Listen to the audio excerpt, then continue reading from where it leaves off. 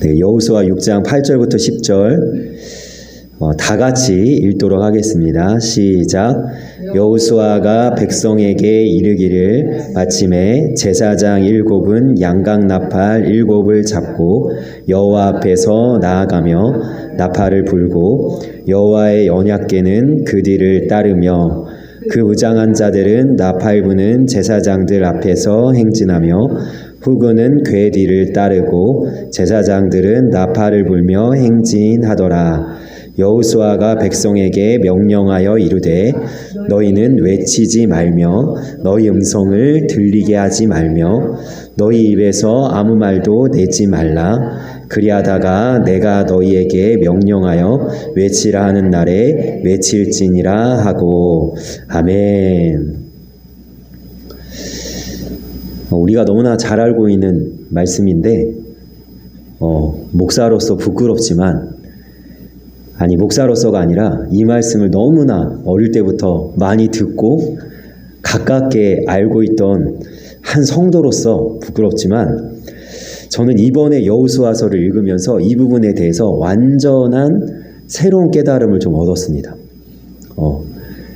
사실은 새로운 깨달음이라기보다는 원래 말씀의 의미가 그런 건데 제 눈이 가려가지고 못 봤던 걸 본 거죠. 이제서야 본 겁니다. 여리고성을 도는 이 이야기에서 제가 오해하고 있었던 것은 두 가지가 있는데요. 첫 번째는 뭐냐면 7째 날만 나팔을 불었다, 이렇게 오해하고 있었어요. 그러니까 첫째 날부터 6째 날까지는 나팔을 불지 않았다. 근데 이것은요, 왜 이렇게 생각했냐면 두 번째 오해와도 맞물리는데, 여호수아가 뭐라고 당부합니까? 아무 소리 내지 마라. 그래서 제가 나팔은 7째 날만 불었지 첫째 날부터 6째 날에는 안 불지 않았나, 이런 오해를 했었고요. 그 다음에 두 번째 오해는 이렇게 여호수아가 아무 소리도 내지 말라고 했던 것은 불평하지 마라, 원망하지 마라 라는 뜻이다.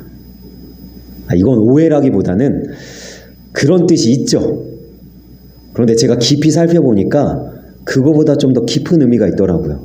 근데 제가 왜 이거 아무 소리도 내지 마라를 불평하지 마라, 원망하지 마라 이렇게만 알고 있었냐면, 어릴 때 제가 이 본문을 가지고 설교했던 목사님의 설교를 아직도 그걸 한 수십 년 동안 기억하고 있었던 거예요. 이거는 불평하지 말라는 얘기다. 하나님 일할 때 불평하지 마라. 그렇게 알고 있었던 거예요. 그런데 제대로 한번 보니까요. 첫 번째, 이스라엘 백성들은 여리고성을 돌 때 매일 나팔을 붑니다. 자, 그럼 이 나팔을 불는 이 의미는 어떤 거냐면, 민수기 10장 9절에 이런 말씀이 있습니다.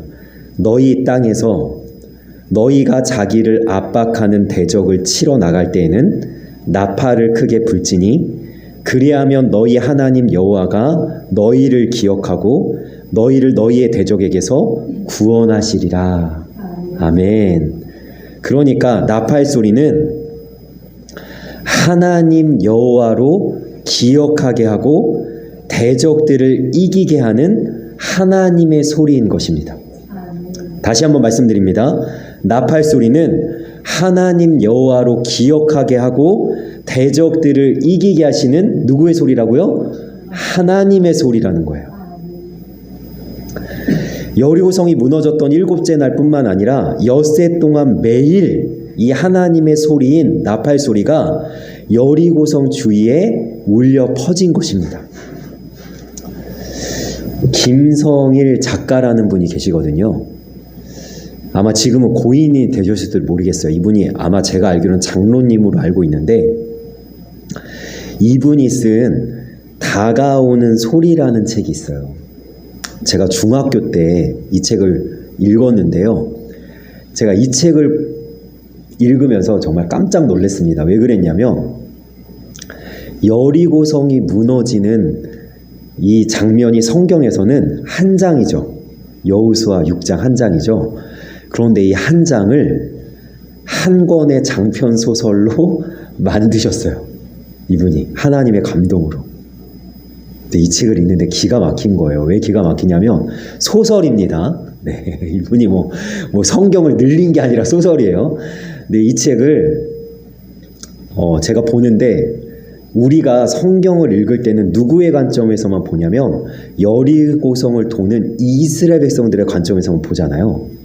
근데 이분이 여리고성 안에 있던 여리고성 사람들의 심정을 우리에게 보여주는 거예요.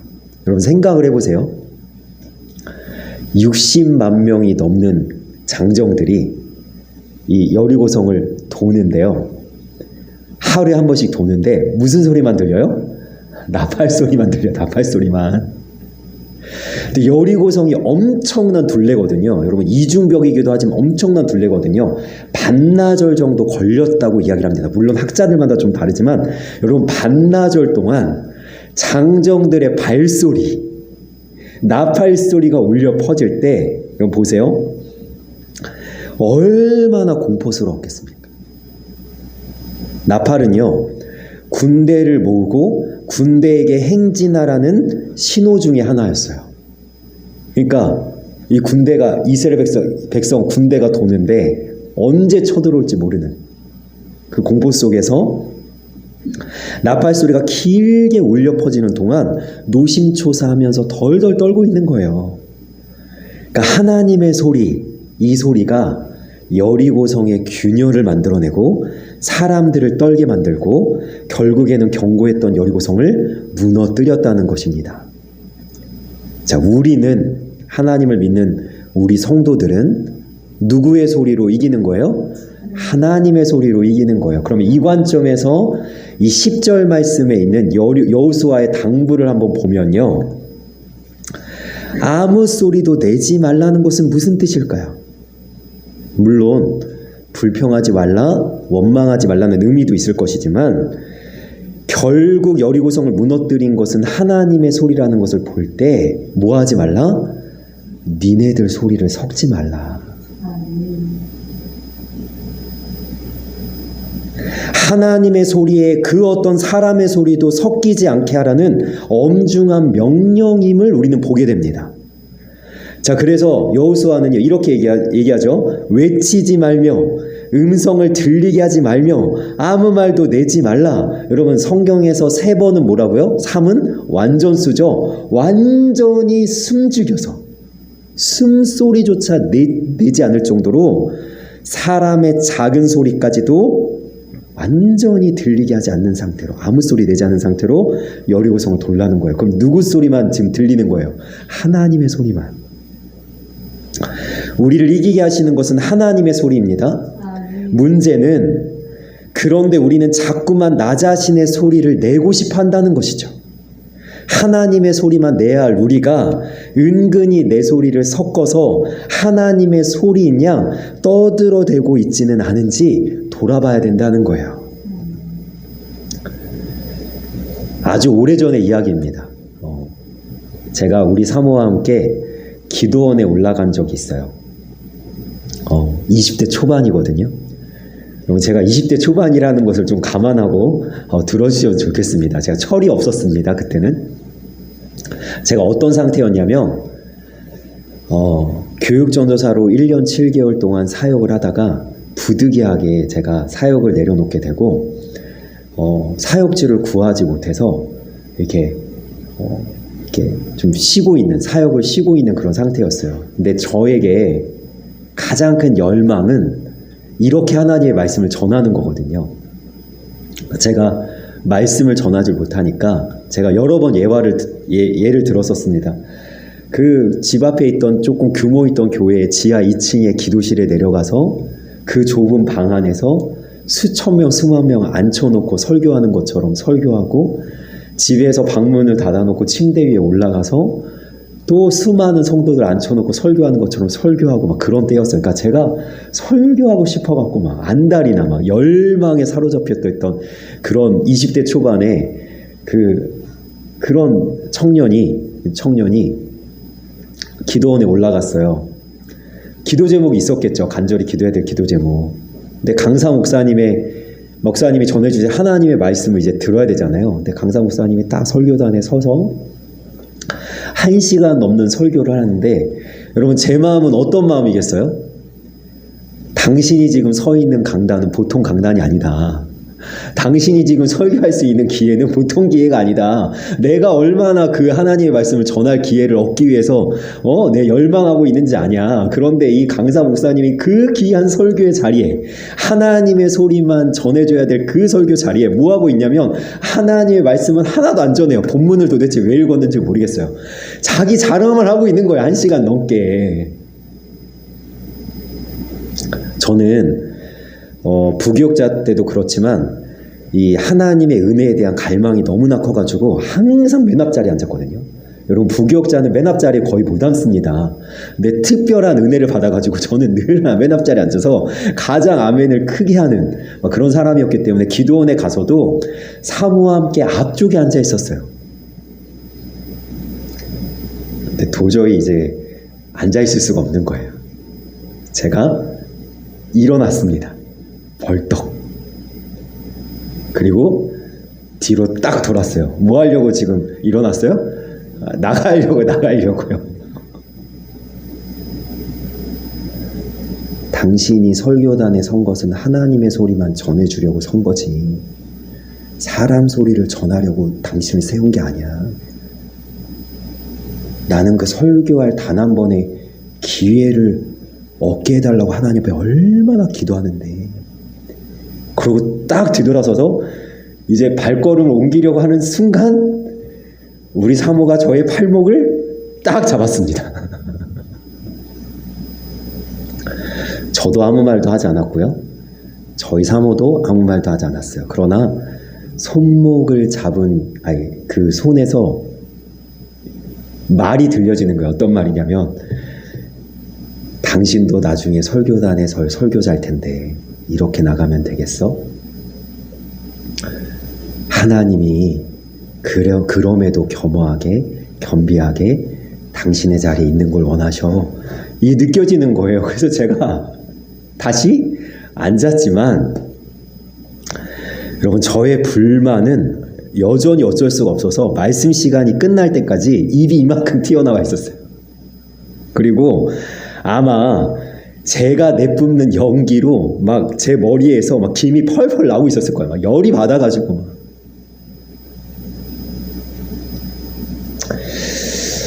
우리는요 하나님의 소리인 것처럼 나의 소리를 떠들어댈 수 있다는 거예요. 하나님의 일을 한다고 하면서 내 일을 슬쩍 끼워 넣을 수가 있다는 거예요.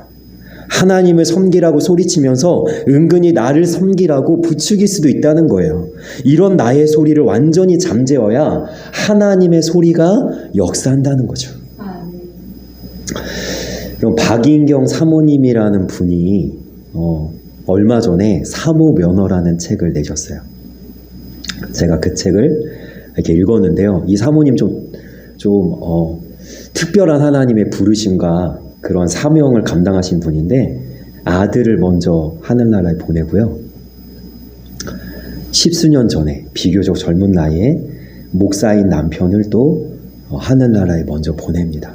그리고 이분이 이제 귀한 사역을 그래도 사모로서 원래 남편 목사님 돌아가시면 사모님 아니거든요. 근데 이분은 귀한 사역을 감당하고 계신데 남편이 떠나고 나서 얼마나 우셨겠어요. 울면서 하나님한테 기도를 하는데 하나님이 그런 마음을 주더래요. 네 남편은 이 땅에서의 사명이 다했어. 그래야 이제 그 얘기를 들으니까 이제 눈물이 조금씩 멎어지는 거예요. 두 가지가 깨달아지는 거죠. 우리 남편은 사명이 다해서 데려가셨구나. 두 번째 뭐가 깨달아질까요? 그럼 왜 나는 남았나? 나는 왜 살아있나? 뭘까요?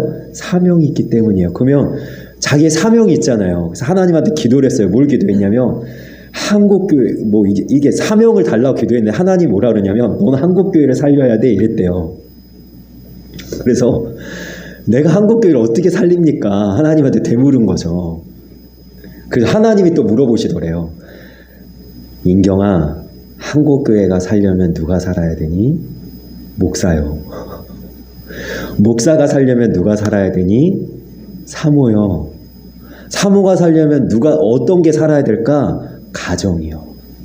이분이 가정이 이 상담 이런 거를 되게 깊이 공부하신 분이에요. 그래서 부모 면허라는 책을 내시고 기독교 이 신앙인들 가운데 깨어지는 가정 많죠. 불화를 겪고 부모와 자식 간에 남편과 아내 사이에 되게 아픈 이거를 끌어안고 그 사명을 감당하다가 사모 면허라는 책을 이제 내시고 또 이제 사모는 또 특별한 교육을 받고 사모 되는 거 아니잖아요. 그냥 남편이 서원 받으면 그냥 사모 되잖아요. 그래서 근데 이 책에서 오늘 말씀과 관련된 이야기가 좀 있어서 나누려고 하는데 이분이 사사기 11장에 입다라는 한 인물을 다루십니다.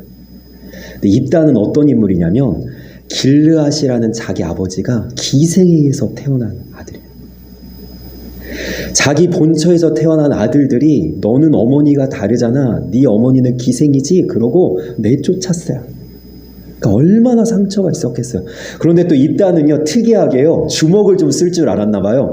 불량배들이 막 자기한테 모여가지고 주먹개나 쓰는 사람으로 막 알려지게 되어 있는데 이스라엘 사람들이 암몬에게서 너무나 괴롭힘을 당하니까 도대체 우리에게 누가 사사가 돼주나, 누가 좀 주먹을 써서 우리를 구원해주나 하다가 입다를 부르러 갑니다. 그러니까 입다가요 처음에는 거절해요.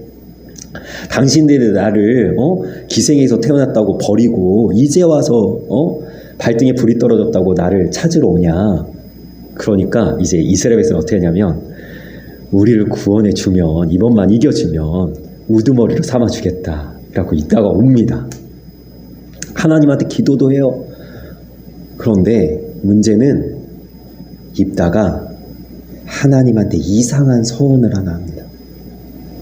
하나님, 내가 암몬을 쳐서 이기고 돌아올 때에 내 집에서 가장 먼저 나와서 나를 맞이하는 사람, 그 사람을 하나님께 제물로 바치겠습니다. 저는 사실 이 말씀 읽을 때마다 이거 미친놈이 있나. 하나님은 양과 소 이런 거 받으시지 사람 안 받거든요. 그리고 사람을 제물로 드리는 이방 이교도적인 걸 너무 싫어하시는데 갑자기 있다가 이걸 하는 거예요. 근데 박인경 사모님이 이걸 어떻게 해석을 하냐면 이렇게 해석하는 거예요. 왜 이렇게 입다가 했을까? 그는 아버지의 집에서 쫓겨났고 그 건달패들이 입다에게 모여들어 그들과 함께 살게 됐는데 입다는 큰 용사가 되었지만 그의 마음은 늘 자신의 부족함에 여전히 상처를 싸매고 있었다는 거죠.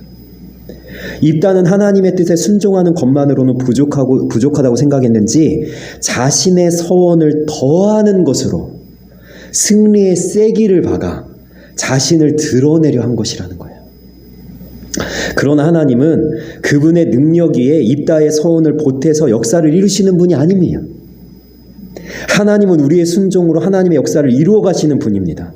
나의 부족함에 연연하다가 나의 열심을 못했을 때 하나님의 역사가 이루어지는 것이 아니라는 거죠. 그래서 입다가 어떻게 됩니까? 무남 동녀가 나와요. 자기 하나밖에 없는 딸. 그 딸을 하나님께 드린, 하나님은 받지 않으셨을 거예요.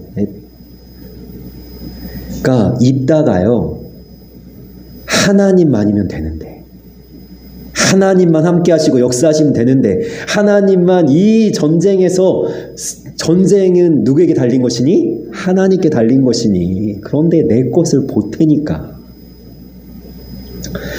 여러분, 이런 이야기가 또 성경에 등장하는데요. 야곱이 이제 본향으로 돌아오죠. 그 창세기 32장에 여러분 얼마 전까지 이제 외삼촌 라반이 자기를 쫓아와가지고 죽을 뻔하다가 간신히 외삼촌 라반에게서 이제 살아남았어요.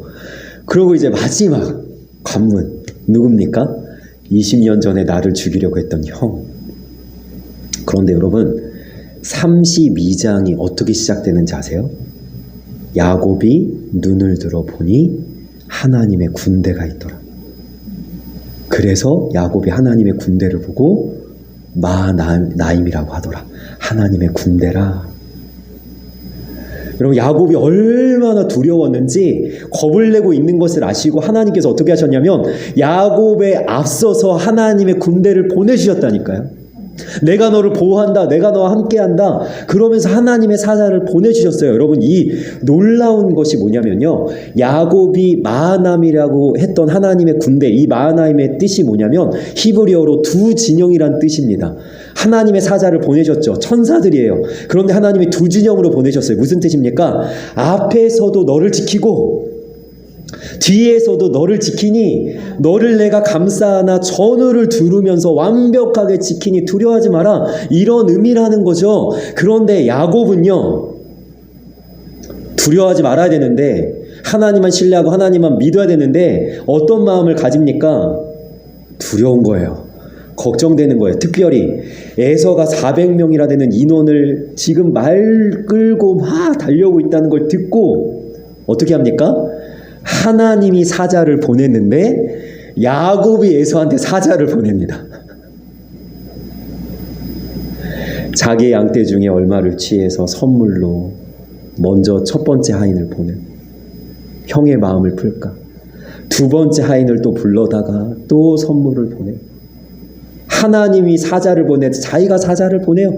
그리고 하나님한테 기도도 합니다. 그리고 어떻게 해요? 어머니에 따라서 자기 자식들을 나눠가지고, 그리고 자기의 재산, 소유물을 두 대로 나눠가지고, 그리고 어떻게 해요? 가장 앞장서야 될 야곱이 가장 뒤에 남아서 자기가 가장 사랑한다는 라헬과 요셉도 앞에다가 두고 마지막에 남아서 어떻게든 살겠다고. 진짜 야곱 진짜. 네. 발 뒤꿈치를 잡는 그 야곱이 하나님이 보다가 어떻게 해요? 직접 내려오세요. 야복 강가에서 밤새 씨름하는데 야곱을 그냥 둘러 엎혀가지고 그냥 정신 차리게 하려고 하는데 안 지는 거죠, 야곱이. 안 져요, 하나님한테. 그래서 하나님이 환도뼈를 치고 정신 차리는 거예요. 우리가 이 여리고성이 무너지는 이 장면과 입다의 이 전쟁, 그 다음에 야곱이 이렇게 에서 앞에서 덜덜 떠는 모습을 보면서 우리 한번 생각해 보셔야 돼요. 하나님이 정말 나를 이기게 하시는가? 하나님이 나의 삶에 정말 역사하시는가? 정말 나의 삶에 하나님만 있으면 된다는 신뢰와 믿음이 나에게 있는가? 한번 돌아볼 필요가 있어요. 여러분, 제가 이 말씀을 또 준비하면서 모세가 묵상이 되는 거예요. 왜 모세를 80에 부르셨을까? 여러분, 모세가 40살에 바로의 공주의 아들로 사니까, 여러분, 모세가요, 자기 소리가 너무 많아. 그죠? 그러니까 자기 소리가 너무 많으니까 하나님이 시키지도 않았는데 애국 사람 쳐 죽이고, 자기가 나서가지고 하나님이 역사하시진 않은가 이러면서 막 앞서가는 거예요. 그러니까 하나님이 모세를 쓰고 싶어도 쓸 수가 없어요. 그래서 어떻게 합니까? 광야로 보내죠. 몇 년을 기다립니까? 40년. 모세가 드디어 80세가 됐을 때 자신감은 좀 떨어지고 자존감도 좀 무너졌지만 자기 소리는 없는 거예요, 모세가. 그래서 이제는 모세는 어떤 사람으로 쓰입니까? 하나님의 스피커, 하나님의 소리만 내는 사람으로 쓰일 수 있는 거예요. 여러분 보세요. 모세의 40년 동안 자기 소리가 없어요. 전부 다 하나님의 말씀을 대언하고 십계명을 받아서 율법을 받아서 이스라엘 백성들에 알려주고, 너희는 가만히 있어 하나님이 하나님됨을 알지어다. 하나님의 소리만 낼 수 있는 사람이 되었기 때문에 하나님이 모세의 힘을 다 빼고 80세에 부르는 거예요.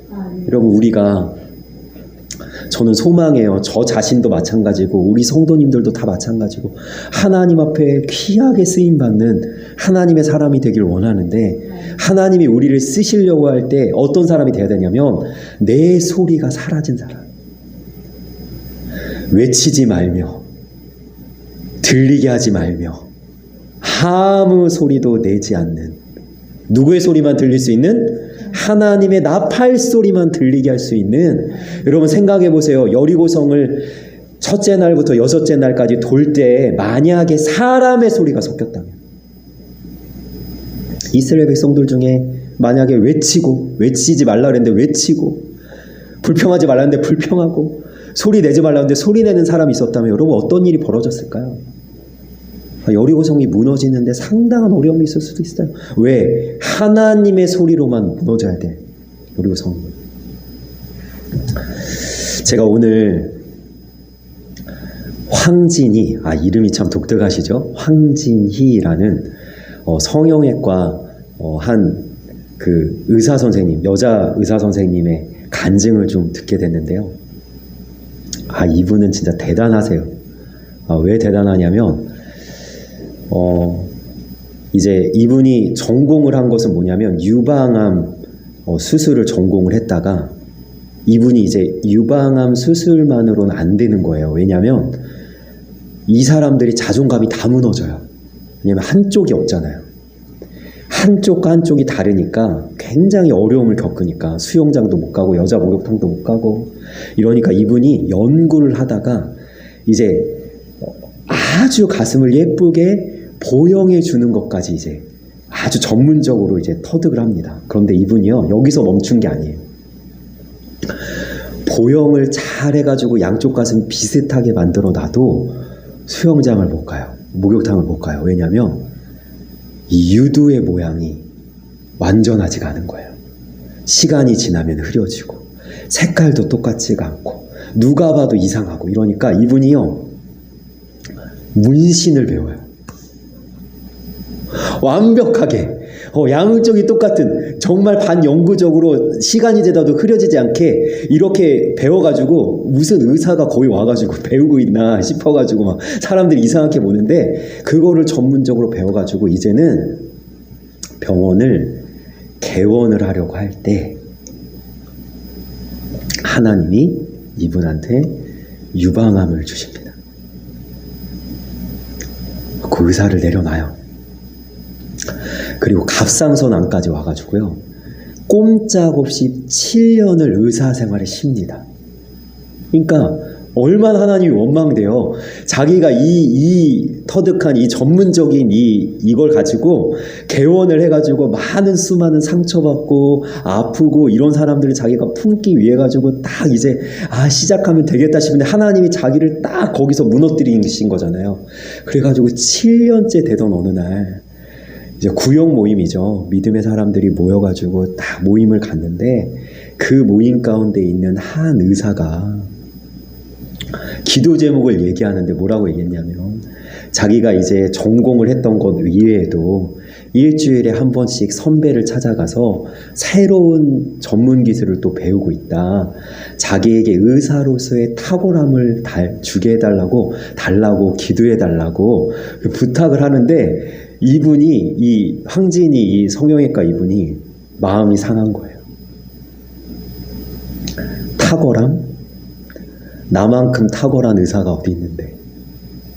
자기가, 이분이 간증이 많아요. 첫째, 둘째, 셋째 다 날 때마다 생명의 위기감을 겪는 이 일들이 많은데, 자기가 아이들도 잘 못 돌보고 남편도 잘 내줄 못하고 자기는 커리어를 위해서 온전히 탁월함을 위해서 지금까지 달려왔는데, 당신은 뭔데 일주일에 한 번 노력한 것 같고 기도해서 나름 탁월함을 얻게 해달라고 기도 부탁을 하냐. 나는 지금 7년째 내 탁월함을 드러내지 못하고 의사로서의 생명이 끝난 것처럼 지금 이러고 있는데, 그러면서 하나님한테 하나님이 어떻게 나한테 이럴 수 있냐고 막 그러는데, 가만히 자기가 생각을 해보니까요, 그 탁월함을 가지고 하나님께 영광 돌리려고 하는 것이 아니라 자기 이름을 내고 싶었던 거예요. 야, 황진이는 너무 탁월해. 야, 이 분야에 있어서는 황진이만한 애가 없어. 이 얘기 듣고 싶었던 거예요. 그러니까 하나님의 소리를 내야 될, 하나님의 영광을 위해서 달려가야 될 자기 모습에 뭐가 있어요? 내 소리를 착 얹고 있는 거예요. 하나님, 의사로 돌아가게 해주세요. 다시 수술하게 해주세요. 머리는 다 벗겨져서 항암 때문에 대머리가 돼가지고 머리는 다 밀고 아무것도 아닌 것처럼 초라하게 앉아있는 자기의 모습 속에 하나님의 영광을 위한 그 이름 앞에 자기의 것을 섞어서 기도하고 있는 거예요. 그러면서 하나님 앞에, 하나님이 자기한테 그런 마음을 주시더래요. 너는 예수님의 마음이 없잖아. 그 자기가 인정을 했대요. 쿨하게. 난 예수님의 마음은 없고요. 예수님 마음까지는 없어요. 그래도 저 의사로 돌아가게 해주세요. 그런데 이분이 그 과정을 다 겪으니까 어떻게 됩니까? 이 사람들을 품을 수 있게 된 거예요. 이분이요, 극티래요. 요즘으로 얘기하면 극티래요. 공감 능력이 없어요.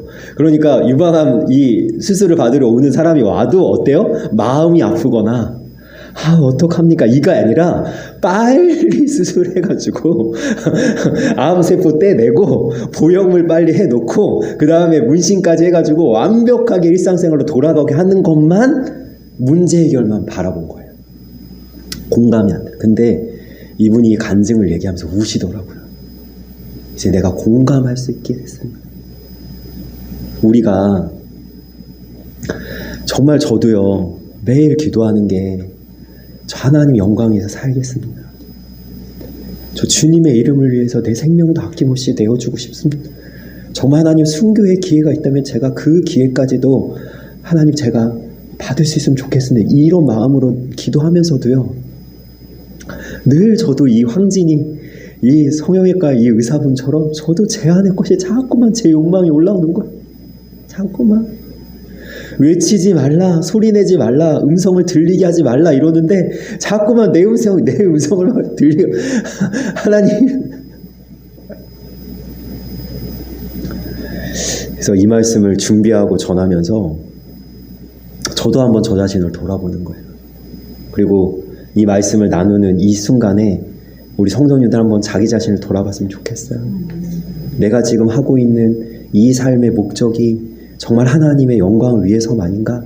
정말 나는 하나님의 소리만 내기 위해서 이 길을 걸어가고 있는가? 내가 이렇게 애쓰고 힘쓰는 것이 정말 주님의 이름만 나타내고 드러내려고 하는 것인가? 만약에 불순물이 끼어 있다면, 여러분 혹여라도 그런 마음이 좀 드신다면 이 시간에 다시 한번 내려놓으시고 하나님의 영광을 위해서 우리가 하나님의 소리로 승리하면서 이기며 나아가는 하나님의 사람으로 귀하게 쓰임받을 수 있기를 주님의 이름으로 간절히 소망하며 축원합니다. 아멘. 기도하겠습니다. 살아계신 하나님, 우리는 하나님의 소리로 승리하는 자들입니다. 그런데 우리가 하나님의 소리로 승리하길 원하면서도 우리가 내 소리로 외치기를 원하고 내 음성으로 들리게 하길 원하고, 하나님 내가 아무 소리도 내지 말라는 그런 하나님의 명령에도 불구하고 하나님의 것에 내 것을 섞어서 하나님의 영광에 내 영광을 하나님 섞어서 얼마나 하나님 내 안에 내 삶에 불순물들이 많은지 나를 부인하고 나의 십자가를 지고 주님을 따라가야 되는데 자꾸만 내가 파닥파닥 살아서 내 탁월함, 내 이름, 내 어떠함을 하나님 나타내려고 하진 않는지 우리 자신을 돌아보게 하여 주옵소서. 하나님의 소리에 그 어떠한 불순물도 섞이지 않기를 원합니다. 온전하고 순전한 하나님의 소리만이 나의 삶을 통해서 울려 퍼지길 원합니다. 그래서 이렇게 여리고성이 무너지고 나의 삶에 기적 같은 일들이 일어나고 하나님의 성령의 역사가 아버지 하나님 펼쳐지는 그러한 아름다운 신앙의 삶이 우리의 모습이 되어질 수 있도록 주님께서 우리를 만져주시고 우리의 마음과 심령 가운데 함께하여 주옵소서. 감사하며 예수님의 이름으로 기도합니다. 아멘.